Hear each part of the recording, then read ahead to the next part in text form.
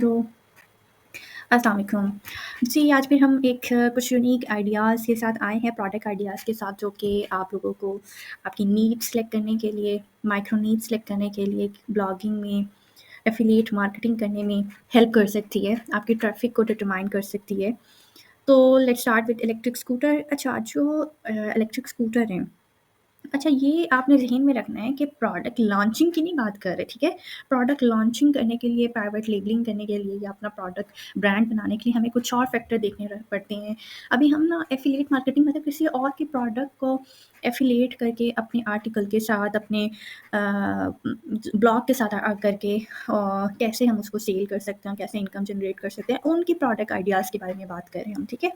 इंशाल्लाह we will soon talk about कि जब पीएल में कौन-सी प्रोडक्ट्स आती हैं और जब आपने अपना ब्रांड लॉन्च करना होता है तब उसमें कौन से फैक्टर्स देखे जाते हैं।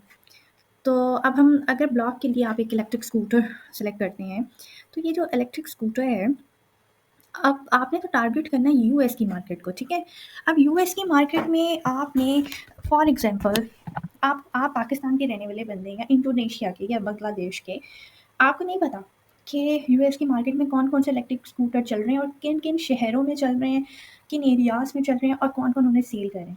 अगर तो आपकी पूरी कमांड है, पूरी उसके ऊपर सर्च करके रखो, पूरा डाटा कलेक्ट करके रखो, उनकी एजेंसीज़ वो जो ये जैसे हम लोगों के शोरूम्स होते हैं, इस तरह उनके जो इलेक्ट्रिक स्कूटर्स के जितने भी शोरूम्स, कंपनीज़ हैं, उनके साथ डील करके रखो, उनकी एफ़िलिएट मार्केटिंग प्रोग्राम में इन हो जाओ। फिर आप इसको सेल करो। ये बहुत ज़रूरी है, आप जो भी प्रोडक्ट सेलेक्ट करो, उसके बारे में जहाँ भी उस प्रोडक्ट के लोगों को आपने टारगेट करना है, तो उस जगह में आपको पता होना चाहिए कि कौन-सा बंदा इलेक्ट्रिक स्कूटर सेल कर रहा है, कितने का सेल कर रहा है, उसका एफ़िलिएट मार्केटिंग प्रोग्राम आपके पास होना चाहिए ताकि आप उसको अपने ब्लॉग के साथ लिंक कर सको और जो भी वहाँ से परचेज़ करे। क्योंकि I think so electric scooter for example अगर अमेज़न के ऊपर है, तो अमेज़न के ऊपर तो पहले आपको ऑटोमेटिकली पता होगा यार कि चाहे वो अब जापान की कंपनी हो या चाइना की कंपनी हो, अब जो यूएस से जाके बंदा हायर कर रहा है, वो कह रहा है कि मुझे इलेक्ट्रिक स्कूटर चाहिए, चाहे कहाँ से भी चाहिए, ठीक है? तो आप क्या करोगे, अमेज़न का इलेक्ट्रिक स्कूटर जो भी बेच रहा है उसका एक लिंक अपने ब्लॉग के साथ अटैच कर दोगे। अब जो बंदा इलेक्ट्रिक स्कूटर परचेज़ करना चाह रहा है, तो अमेज़न के उस क्लिक पे वो वहाँ जाके वो चीज़ परचेज़ अगर आपका आर्टिकल उसे समझ आ जाता है, उसके फीचर्स समझ आ जाते हैं, उसकी ब्लॉगिंग समझ आ जाती है, तो वहाँ जाके वो उस चीज़ को परचेज़ कर लेगा। इसे कॉल टू एक्शन भी कहते हैं, ठीक है? तो ये कॉल टू एक्शन का मतलब यही होता है कि आप तमाम चीज़ें बताने के बाद, तमाम बुराइयाँ और अच्छाइयाँ, detail, story, testimonials, credentials share करने के बाद, अब टाइम है कि कॉल टू एक्शन का कि उनको बुलाओ कि अब एक्ट करो इसके ऊपर, ठीक है? अब आप ये चीज़ परचेज़ कर लो, सोचो मत इस बारे में। तो ऐसा लिंक प्रोवाइड करना जिससे कस्टमर ये नहीं कि वो आपने जिस प्रोडक्ट के बारे में लिखा है, वो इधर-उधर, इधर-उधर ढूँढता रहे। आप जिस प्रोडक्ट के बारे में लिखा है, आप फटाफट उनको जाके वहाँ पे क्या करेगा वो, उस लिंक पे क्लिक करेगा, फटाफट जाके ऐसा लिंक आप प्रोवाइड कर दो कि उसे दूसरे सर्च इंजन बार को खोलना ही नहीं पड़े, वो इस लिंक पे एक क्लिक करे और अपने प्रोडक्ट को परचेज़ कर ले। और अमेज़न एफ़िलिएट मार्केटिंग का ये फ़ायदा होता है कि अमेज़न आपको ये कहता है कि बेशक आपने ये नहीं करना कि अमेज़न से इलेक्ट्रिक स्कूटर ही परचेज़ कर लिया जो कि आपका रीडर था।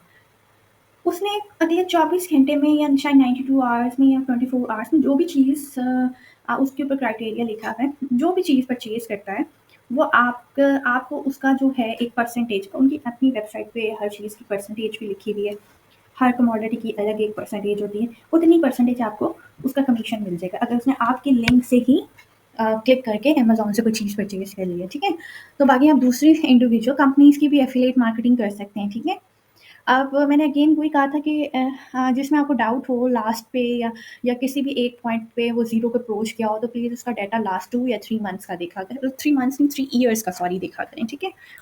नेक्स्ट प्रोडक्ट की तरफ जाते हैं, ईयरबड्स। ईयरबड्स का ट्रेंड बहुत ज़्यादा है क्योंकि जैसे-जैसे चीज़ें स्मार्ट हो रही हैं, लोग भी स्मार्ट होना चाह रहे हैं। वो चाहते हैं कि अब ये हैंड फ्री जो एक तार हमारे फ़ोन से लेके कान तक कनेक्टेड है, उसको रिप्लेस किया जाए कि हम लोग फ़ोन एक जगह पड़ा हो, खुद ईज़िली घूम रहे हो और हमें उसकी वॉइस समझ आ रही हो, तो इसका ट्रेंड बढ़ता गया, बढ़ता गया है। बहुत ज़्यादा इसने अप्रोच किया था यंग एज को भी।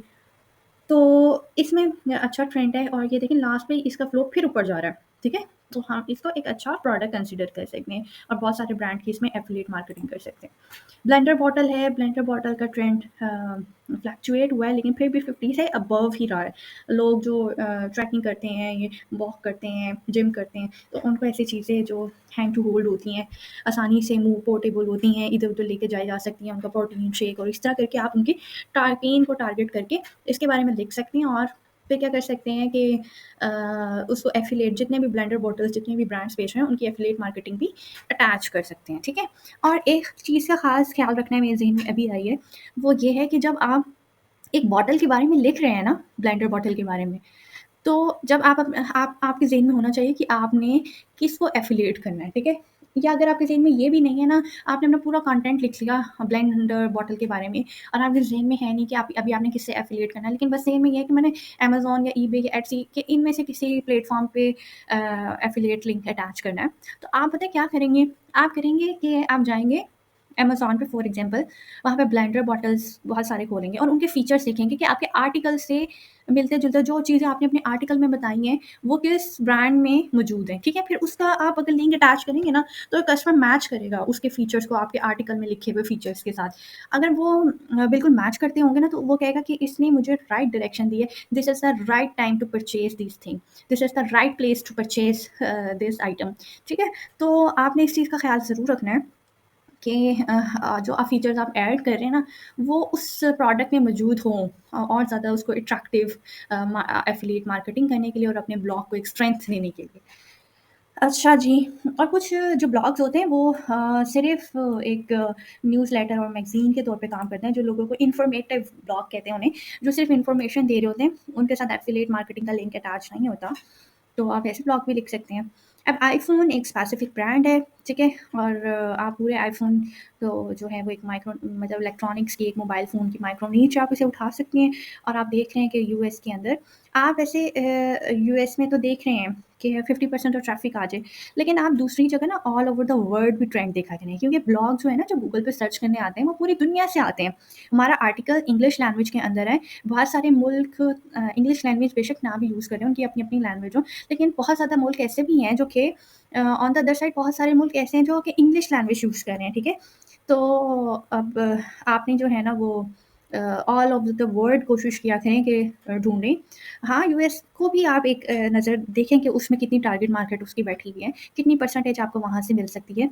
क्योंकि वहाँ पे blog reading, newsletter, magazine reading, books reading, e-books reading का बहुत ज़्यादा ट्रेंड है, ठीक है? तो ये मस्ट आप देखा करें और साथ-साथ ऑल ओवर द वर्ल्ड भी देखा करें कि क्या उस प्रोडक्ट का क्या ट्रेंड है। हो सकता है कि कोई ऐसी प्रोडक्ट आपको उसके कंपैरिज़न में मिल जाए जिसका दुनिया भर में बहुत ज़्यादा परसेंटेज इंटरेस्ट रेट उसका बहुत ज़्यादा है। ठीक आपने ज़हन में अगर यूएस की टारगेट मार्केट रखी हुई है, आप रखें, ज़रूर रखें। मैक्सिमम परसेंटेज आप कोशिश करें कि वहाँ से आपको मिल जाए, वहाँ से आपकी एफ़िलिएशन हो जाए। आप अपनी प्रोडक्ट को वहाँ लेके चले जाएँ एफ़िलिएट प्रोडक्ट को। लेकिन ये कि ऑल ओवर द वर्ल्ड देखेंगे तो हो सकता है आपको और बेहतरीन कंटेंट मिल जाए, ठीक है? माइक्रो नीच को सेलेक्ट करने का हरगिज़ ये मतलब नहीं है कि आप अपनी जो टारगेटिंग ऑडियंस है उसको भी माइक्रो कर लें, ठीक है? जब आप सेलिंग के पॉइंट ऑफ व्यू से देख रहे होते हैं ना, तब हम ऑडियंस को भी माइक्रो करते हैं। लेकिन जब हम ब्लॉगिंग के पॉइंट ऑफ व्यू से देख रहे होते हैं तो हमें ऑडियंस को माइक्रो करने की ज़रूरत नहीं होती, ठीक है? वो तो पूरी दुनिया में से जहाँ-जहाँ से भी बंदे आते जाएँगे वो हमारे लिए एक ट्रैफ़िक ऑडियंस ज़्यादा बढ़ती जाएगी, हमारे लिए फ़ायदा होगा। तो आप ज़रूर देखें यूएस का ट्रेंड भी, लेकिन ऑल ओवर द वर्ल्ड भी देखें कि ऑल ओवर द वर्ल्ड उसका ट्रेंड क्या है। हो सकता है यूएस में वो 50% आप देखें फॉर एग्ज़ाम्पल मैं आपको एक मिसाल देती हूँ। अब मिसाल के तौर पे, ठीक है? वैसे तो आबादी बहुत ज़्यादा बढ़ चुकी है, लेकिन मैं मिसाल देती हूँ कि पूरी दुनिया में वर्ल्ड वाइड आबादी 1 करोड़ है। उसमें से यूएसए में 10 लोग हैं, ठीक है? तो ये अगर आप सिर्फ़ यूएसए को टारगेट करें ना, तो 10 में से अगर ये 50 के ऊपर आता है, तो इसका मतलब 10 में से 5 लोग जो है ना, वो इस चीज़ का इंटरेस्ट रखते हैं, ठीक है? और जब आप 1 करोड़ फिर अगर आप वर्ल्ड वाइड आईफ़ोन का वर्ल्ड वाइड ग्राफ देखती हैं और सपोज़ करें वो 75 वो भी 50% आता है या 75% आता है। तो इसका मतलब है 1 करोड़ में से 50 लोग इसके बारे में इंटरेस्ट रखते हैं, ठीक है? तो कहाँ 5 लाख, कहाँ 50 लाख। तो अगर आप अपने ब्लॉग के ऊपर ट्रैफ़िक को लेकर आना चाहते हैं, तो वर्ल्ड वाइड भी इंटरेस्ट देखा करें। आगे मैट्रेसेस आ गए हैं। मैट्रेसेस ऑब्वियसली सब लोगों की ज़रूरत है, चाहे वो पाकिस्तान हो, बांग्लादेश हो या इंडिया हो या यूएस हो या चाइना हो, हर जगह ये मैट्रेस जो हैं वो इन है। तो इसकी परसेंटेज बहुत अच्छी है। एंड में हम देख रहे हैं कि वो और आगे की तरफ मूव कर रहा है। तो ये है। और दूसरी मैट्रेस से एक बहुत अच्छी चीज़ मुझे याद आई। आजकल तो वैसे बहुत latest latest mattress mattress blankets और पता नहीं हॉट मैट्रेस और हॉट वार्म इनर मैट्रेस कुछ इस तरह के चले हुए। लेकिन साइज़ मैट्रेस के नाम से ना मुझे एक चीज़ क्लिक करी, वो साइज़ था। कोशिश किया करें, मैं ब्लॉगिंग के पॉइंट ऑफ व्यू से बता रही हूँ, अगेन सेलिंग के पॉइंट ऑफ व्यू से नहीं बता रही। सेलिंग में भी ओवर साइज़ ना किया करें, लेकिन ब्लॉगिंग के पॉइंट ऑफ व्यू से जब आप किसी चीज़ को नीच को सिलेक्ट कर लेते हैं ना, अ, आप कर सकते हैं, उसमें भी आप बहुत स्केल कर सकते हैं, ठीक है? ओवरसाइज़ चीज़ हो। लेकिन जब उसके ओवरसाइज़ चीज़ को आप मार्केटिंग करते हैं ना, एफ़िलिएट मार्केटिंग करते हैं, तो बहुत कम लोग होते हैं जो यूएस में बैठ के चाइना से मँगवाएँगे मैट्रेस, ठीक है? ओवरसाइज़ चीज़ दूर से मँगवाने की बजाय वो अपने यूएस के अंदर ही कोशिश करेंगे वो ओवरसाइज़ चीज़ हमें उसके अंदर ही मिल जाए। तो कोशिश करें ऐसी चीज़ें बेचें जो सारी दुनिया से लोग आपके लिंक पे क्लिक करके खरीदें। हो सकता है ये मैट्रेसेस का ब्रांड का जो आपने लिंक दिया है वो चाइना का दिया है और यूएस वाला बंदा खरीदना चाह रहा है, तो वो कभी नहीं चाहेगा इतनी भारी बल्कम चीज़ वो चाइना से मँगवाया। वो कहेगा मैं अपने मुल्क से ही मँगवा लेता हूँ। या तो आपने इसके बारे में अगर नीच के बारे में बात करना है ना, तो आपने अगर एक चाइना का लिंक दे दिया ना, तो साथ यूएस की मार्केट के अंदर कौन बेच रहा है, उसका लिंक भी दे दें, ताकि लोग ईज़िली परचेज़ करें, ठीक है? अब इसकी बहुत अच्छी मिसाल मेरे ज़हन में ये भी आई कि फॉर एग्ज़ाम्पल अगर आपने भी खुद अपने लिए मैट्रेस मँगवाना हो, ठीक है? तो आप क्या करेंगे? आप दराज़ से मँगवाएँगे या अमेज़न से मँगवाएँगे, ठीक है? तो ऑब्वियसली आपके ज़हन में आएगा कि हम अमेज़न से इतना भारी मतलब डिलीवरी जो होती है वो एक वेट के हिसाब से होती है ना, तो इतना भारी चीज़ मँगवा के हम उसके वेट के इतने पैसे दे दें, तो क्यों ना हम दराज़ से मँगवाएँ यार। दराज़ से डिलीवरी चार्जेज़ अमेज़न की निस्बत तो बहुत कम पड़ेगी ना, क्या शिपिंग, इंटरनेशनल, ओवरसाइज़ और क्या-क्या चार्जेज़ पड़ जाएँगे हमें। तो ये सब चीज़ें क्लाइंट के लिए भी मैटर करती हैं, जो आपके ब्लॉग पे आके पढ़ रहा है और वहाँ से वो जो आपने लिंक अटैच किए हुए हैं मार्केटिंग के, उस पे क्लिक कर रहा है। अब नेक्स्ट है मल्टी-प्लग। मल्टी-प्लग का ट्रेंड भी आजकल काफ़ी ज़्यादा होता जा रहा है और अगर आप इसका ट्रेंड मेरा ख़्याल से वर्ल्ड वाइड देखेंगे ना, तो वर्ल्ड वाइड ज़्यादा होगा, देखेंगे सॉरी, लड़के भी होंगे, लड़कियाँ भी होंगी।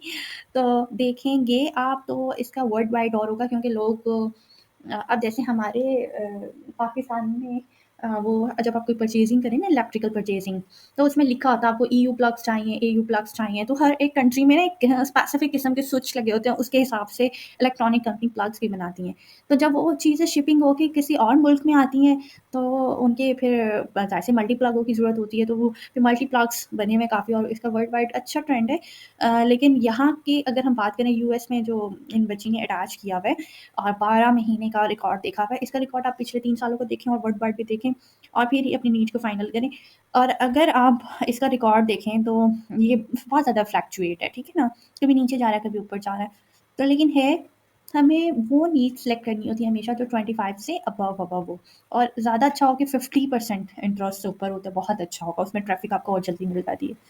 चलें, आज हम लोगों ने ये डिस्कस किया, होप आप लोगों को वीडियो पसंद आई होगी।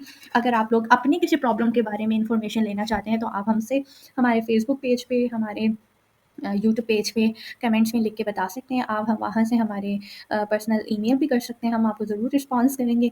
और अगर आप कोई भी आपका ऐसा सवाल हो जिसके बारे में आप चाहते हो कि हम वीडियो बनाएँ, तब भी आप हमें सजेस्ट कर सकते हैं, हम उसके बारे में इंशाल्लाह ज़रूर वीडियो बनाएँगे। Thank you so much. Please subscribe our channel for more videos. ये हमारे लिए छोटी-सी एक मोटिवेशन होता है कि हम आप लोगों के लिए ऐसे कंटेंट लेकर आएँ, ऐसी चीज़ें और ऐसी इन्फॉर्मेशन लेकर आएँ, जो आपको भी फ़ायदा दें। Thank you so much.